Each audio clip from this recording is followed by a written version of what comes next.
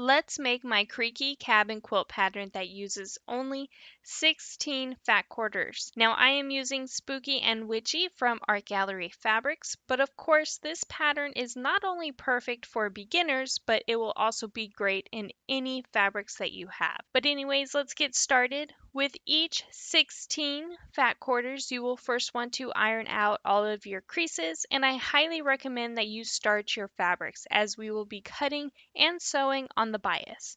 But once you are ready with each fat quarter, you will cut one 4.5 inch by 16.5 inch rectangle, one 13.25 inch square, which you will then cut twice at a 45-degree angle to make 4 half triangles, and lastly one 4.5 inch by 12.5 inch rectangle, and that is it.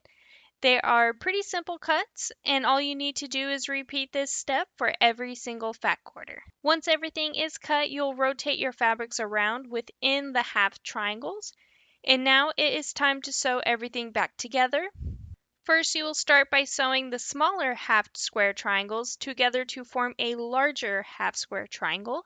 And do take your time as you will be sewing on the bias, which means it can be pretty stretchy. But if you start your fabrics, then it will be much easier. Then with those half square triangles, you're going to sew them together to complete your 12.5 inch square. Then lastly, with a different print from your triangle center square, you're going to sew a 4.5 inch by 12.5 inch rectangle to the bottom of your square, followed by a 4.5 inch by 16.5 inch rectangle to the left side to complete your Creaky cabin quilt block. Now your quilt block will measure at a 16.5 inch square, and all you have to do is repeat these steps until you've made a total of 16 quilt blocks. Then once all of your blocks are completed, it is time to lay everything out. And these blocks are massive, so all you'll need to do is lay them out in a 4x4 block layout, and you'll rotate every other block 90 degrees. In doing so, you shouldn't have any seams touching, which makes this quilt pattern even easier. Then as always, sew your blocks together to form rows, and then lastly, sew those rows together to complete your quilt top. And here's what my Creaky cabin's quilt top looks like all finished.